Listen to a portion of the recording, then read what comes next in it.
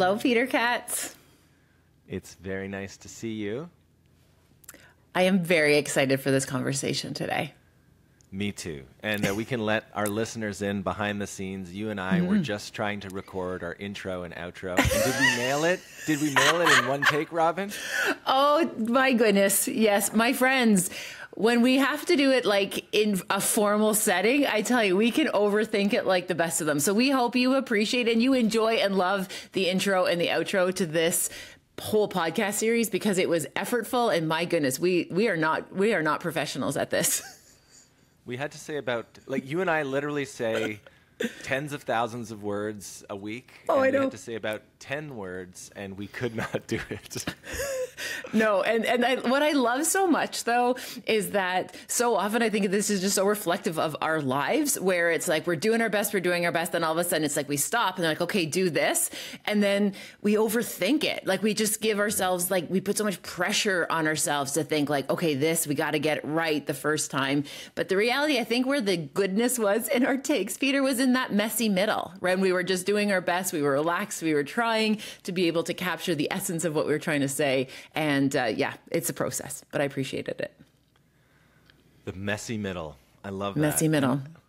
I mean, I think so much, like I think about this as a performer, right? But also as a speaker, like any sort of presentation, right? And I think people come into this if they're doing a presentation at work, or people talk about the fear of public speaking or whatever. But for me, the secret sauce that we're always trying to get at is we're trying to just be a human being, right? People respond to authenticity. They respond to realness. And it's sort of fascinating how hard it is sometimes to actually, in front of others, get at our essence. And do you have any insights on that, Robyne? Or I can share some of my kind of tips and tools that I use in my own career, but I'm curious if you have any thoughts on that.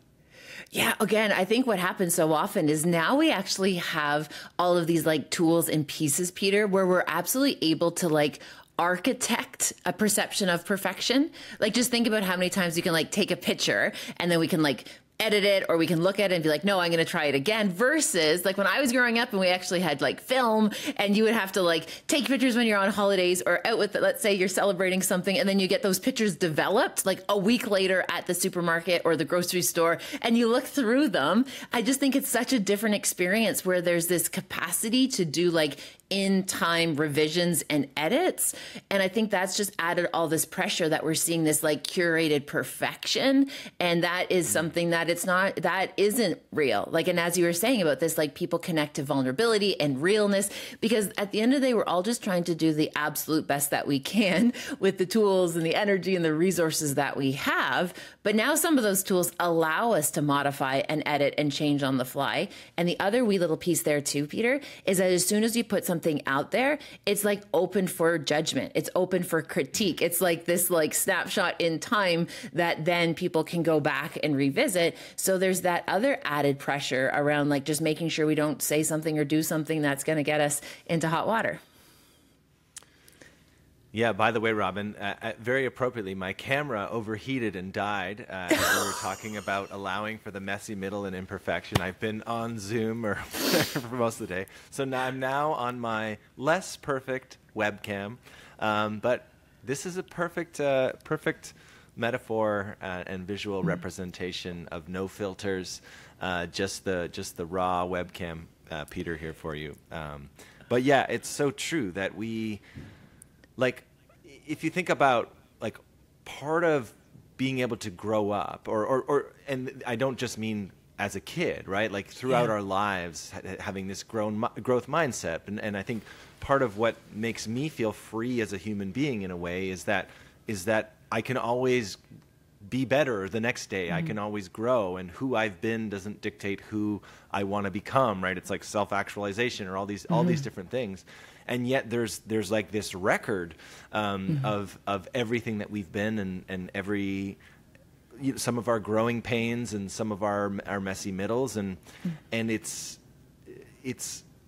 not fair in a way that at no point in history has there been that kind of a record keeping and that kind of an ability to really selectively grab a moment that might be, out of context or might have been like at a low point. I often think, people often say, like, they talk about celebrities and like, oh, that person's a jerk or whatever. But it's like, well, what context were you catching them in? Or were they just needing a moment for themselves after being, demanded of and are they like that with their kids? And what are they like, cuddling their partner? Or what are they like having a quiet moment of introspection? And anyways, I don't mean to stand on a soapbox here or something, but just this idea that us as human beings being able to be free to grow and learn and change. I remember listening to a TED Talk with a woman who, had been a former drug addict and there was and she was living on the streets, and there was a moment where she stood up and she was like, okay, I'm not going to be that anymore. And now she's this other person, and she carries all of that experience with her and allows her greater empathy and understanding. And, I know we each have our own stories of prior challenges. And, but anyways, I'm rambling here, but you've got me on fire here thinking about this. Peter, I appreciate your insights. I don't think you're rambling at all. I think what you're capturing is this idea of, the world tends to hold us in the chapter of our lives that they walked in on. Right. So it's like you think of people when you've met them and you've met them for the first time or they've seen you for the first time. It's as if we are frozen in time in that particular chapter of our lives that they're bearing witness to. And so I think sometimes what happens is that, we can be in, for example, some areas of our lives, we can be like growing and evolving, and we're really kind of getting our stride, and we're really starting to feel it's like, okay, this is who I am. This is what I'm about. Yet there'll be other people in our worlds that will still look at us like we were 10 years ago or 15 years ago or 20 years ago. And they're not really giving us like this permission to change and to grow and to evolve. And sometimes that just keeps us so stuck, because then we internalize those narratives where we wonder, okay, who's the real Robyne? Who's the real me? If you are viewing me in this lens, for example, when I was in the middle of addictions versus now, having been sober for over 2 decades, there's still going to be people who view me the way I was when I was in a really challenging season of my life. And even what happens, I think it creates this friction for us right now in the moment, because we have to essentially reconcile that it's still all us, right? That was an earlier version of us. This is a particular version of us. I jokingly said to Jeff, my husband, this week, I said, who do you think is the real Robyne? The Robyne who like sets her alarm to wake up every morning at 5, or the Robyne who actually gets up versus the Robyne that like doesn't get up? I'm like, which one is the real me? Is it the one who's like the night before has this deep intention that I'm going to wake up early tomorrow morning and do all the things? Or is the real me the one that says, no, I'm choosing to sleep? Like, which one's the real me? And of course, that's a pretty big philosophical question to ask. But the reality is it's all me. It's all us in all of those different areas and facets. I'm not sure if that makes sense. Maybe I'm rambling now. No, Robyne, we need to nip this we're rambling post. This I set the trend, and I demand that we stop. We're going to honor each other. We're going to trust our instincts here. I was thinking as what you were just describing, I think most human beings experience this when they like go home for the holidays. It's like, no, I'm not your 9-year-old brother anymore. Like, but like we get trapped in these sort of family dynamics, and in some ways, like, I don't know about you, Robyne, but I actually catch myself sort of regressing to these old ways. I'm like, who's this guy who's acting like this, or like I literally feel like a little kid in that context, even though I'm a fully grown man. I love that. And, it's funny, Peter, because I can echo that. I think it must be, again, families are always an interesting dynamic. My father, who, he's in his 70s now, he's the youngest. And when he gets around his older siblings, now we're talking like in their 70s and their 80s, like he like almost goes into this like childlike state in the best way. Like he's silly and lighthearted and fun. And he's a pretty silly, lighthearted person at times as well. But there's just something amazing. You put him in the dynamic and he feels like the little kid, even with all of the wisdom and lived experience he's bringing to the conversations. I am also the baby in the family, so maybe that's what's going on. I love it. Your dad and I need to get together, and then we'll be like sniffing each other out, like, who's the cutest here, you know? Absolutely. So I want all the attention. So, I love it. yeah. Yes. And just as a mind, it's interesting because just to jump on that just for a moment. So we talk about this a lot. One of the favorite questions my students asked me when I was teaching psych was all about birth order and like, how does that play into things? Because there's this kind of like almost like these scripts that we ascribe to. If you're the oldest, you're the middleest. Like in our house, we have a middleist for Ava, even though middleist isn't a word, but her brother was the littlest and her other one was the biggest. So we made it middleist for her. But there's all these scripts, and there is research for that, it's old research that talks about birth order. But I also just kind of hold a caveat for my students, because the reality is that family dynamic systems have changed so dramatically in the last wee while that like we don't fall into the same patterns and similarities that we used to, because we're starting to see like blended families and bigger age gaps and like lots of different moving parts. But I do believe that there are some of those little pieces that kind of stand the test of time, and being the youngest or the youngest, biggest or the youngest, I think there are some of those that do carry forward. It's a thing. Well, I will be doing some deep analysis next time, and we have two middleists in my family, so we need to come up with an upper middleist and a lower middleist. Although I don't think my sister, the younger of the two sisters, would appreciate that. So that's a sidebar conversation. I love it. Robyne, we were talking before we hit record earlier about like holding many things at once, and and you gave an image that I thought was worth repeating about sort of how well, I'll let you describe it, but I'm referring to this idea of this obstacle course and how we sort of think we should navigate it, and then maybe sometimes how we have permission to navigate it. So I'll turn it over to you. Yeah. So Peter, when we jumped on this call and you were sharing with me all of these like moving parts that you're managing right now, and it gave me this image in my mind, and people have maybe seen this like on the internet, where you see these like people set up these obstacle courses for cats, and like these cats can like with stealth, they can like navigate through this and they don't knock anything over. And it's just like this feat, right? They do it with this grace and this poise. And then every once in a while you might see it where like maybe a puppy or a dog tries to take on the obstacle course, and they literally just like blast through it like bowling pins. And as you were describing to me all of the things that you were trying to handle with such care and thoughtfulness, like you do, Peter, because you are one of the most thoughtful, considerate, mindful humans I have ever met on this planet. And you were describing to me like just how you're just trying to have all of these moments in just such a tender and honorable way, which is just, again, I'm awe-inspired by how you show up. The other images that I was holding was there was part of me that almost felt a wee bit protective of you and like wanted to almost give you this permission, Peter, where I'm like, you know what? Yes, there's this time for this grace and this careful planning and just always being so sensitive to everything around you.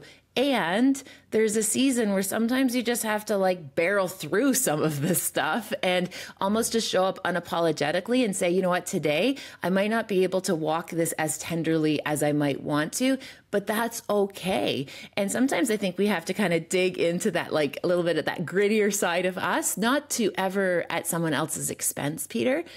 And this idea of just like tapping into just a little bit of our fire, a little bit of our feistiness to actually meet ourselves to say like, yes, we know that there's a right way to do things, or there's a way we should be doing it. And then there's sometimes where we just got to get it done, and we just need to be able to push forward and then make sure we have time to reflect and recover after. Something that comes up for me as you share that, Robyne, and is this kind of fine line, I think, that I keep looking at the camera there that is not looking. So look down at this one. Hi, Peter. Something that I think probably a lot of people will resonate with, I mean, I hope, as far as sort of how to navigate, is this line between like complaining and between really sort of sharing things that feel overwhelming, or things that feel like, or even just the relief of being able to be seen by another person and to be able to say like, hey, like, I see you're holding all these things. And, you know, even what you just said to me and sort of saying, hey, you always handle things with grace. Like you trust that you'll navigate this as you always do. And maybe not everything, you can be the puppy running things over and it'll still be okay.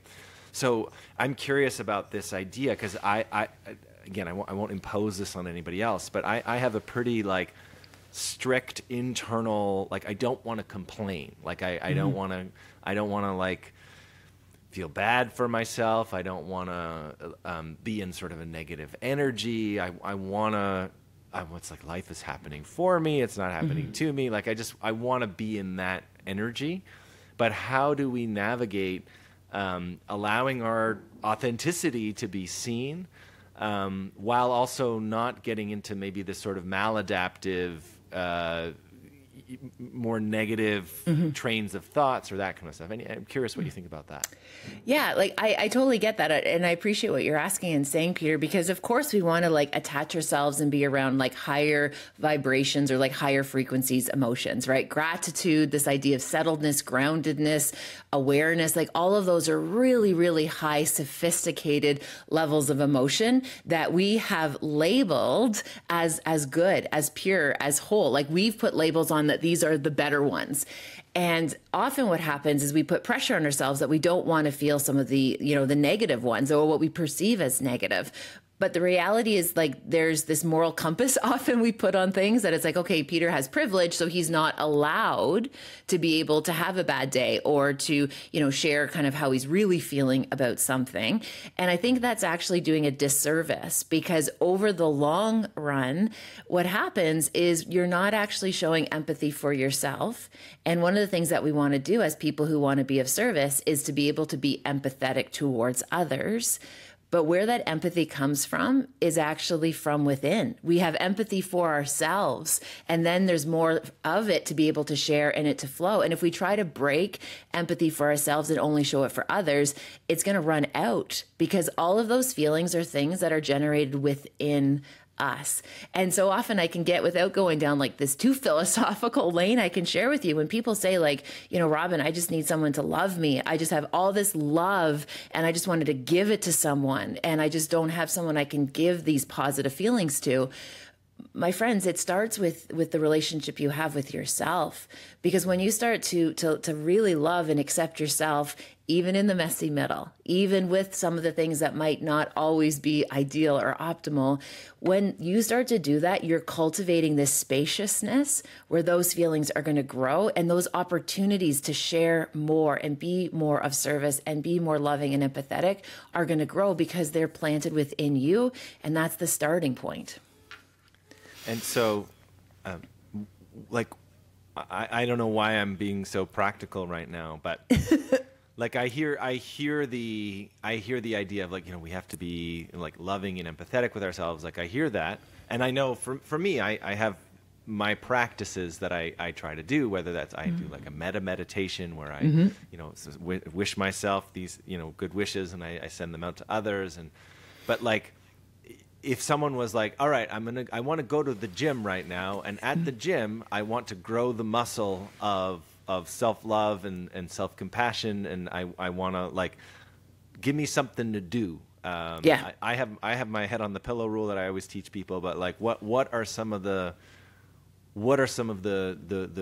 those things that one could do at the self-love and self-compassion gym? I love that. Okay, so getting right into like the tool, what I would do with someone in a workshop or an activity would be to like write down all of the thoughts. Okay, I want you to like write down all of the thoughts that are like cluttering your mind right now. Because when you have all of these different responsibilities and commitments, it's like this absolute storm in your brain of all of these different feelings and thoughts and, what I ought to do, should do, all the things. So my gentle invitation is to hit pause and I just want you to start writing it down and write it down in a list format. Okay, whatever's in your mind. And then after you get all of your thoughts out on paper, okay, like once you just get whatever you're thinking out on paper, we call it free flow writing. So there's no right or wrong way to do it, but just get all of your thoughts out. I want you to go back to your top of your list. And then I want you to essentially like train your brain to how do you respond to that in a functional, loving way. Okay. So let's say, for example, I write, I'm overwhelmed. I have no time. Okay. So I'm going to go back to that first sentence that says, I am overwhelmed. And after I've already got all the stuff out of my head, Peter, so it's not like, if a new idea pops up, you can put it at the bottom of your list. That's fine. But you got to do this, empty it first, and then go back to the top of the list. And it's going to say, I am overwhelmed. I'm going to rewrite that and say, my life is full today. Okay. And then you literally look at that and you rewrite it and you basically tell your brain, how are we going to handle this thought next time? So we create these newer patterns. And I'll share with you where this idea actually comes from is, for example, let's say in relationships, somebody's done something that's offended you. Okay. That somebody's hurt your feelings. And you tell your brain, I will never forget that. I will never let that go. I can never forgive them for that. Your brain basically is like, ooh, red flag this one. We're not letting this one go. And that's why we actually end up holding all of these ideas, because we told our brain essentially, don't forget this. Don't.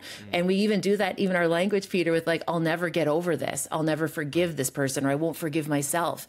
So our brain follows the directions that we give it, so we can actually find a strategy by reframing it. And what's so remarkable, Peter, I encourage people to go and revisit those lists often. And within 2 or 3 days, they're going to start to notice that the new information that they're sharing, like the new reframe, is actually starting to become the one that's the most familiar. I love that. I mean, when I was in Hawaii many years ago, I met this amazing woman who is now a dear friend of mine, and I used to say, I'm busy, and she said, no, like, your days are lusciously full. And so I never say I'm busy anymore. I just say, it's lusciously full. And it's like, even as I just say those words, it just feels like I can handle lusciously full much more than I can handle busy, right? Yeah. So, and again, what you just described, Robyne, like writing a list, rewriting the words. I know we've talked about this before, but it just always underlines for me, yes, our brains are like hugely complex, but they're also like hugely simple in a way. And these like small, simple, it's like gamification, right? Like you introduce some kind of, we both are at conferences all the time, and there's some kind of gamification, and literally the prize might be a $5 Starbucks gift card, but because there's like, you're collecting points, it's like everybody's obsessed with it. And so, not that a $5 Starbucks gift card isn't awesome, but it's like, we don't need to like, like, go on an ayahuasca trip or something. I mean, we could do that too, but you don't need to like do this, like, okay, I'm going to like 6 months from now, I'm going to deal with this thing that I'm dealing with. It's like, it can be these micro things every day. Yeah.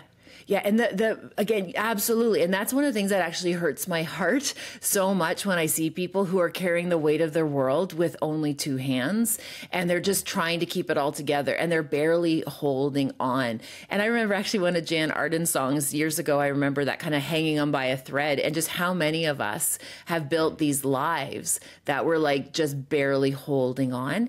And what I talk often about in my work is this idea about like emotional fatigue. And, we go to the gym, our bodies are sore afterwards, perhaps, and we're like, oh, I need to like maybe rest my body. But when do we rest our emotions?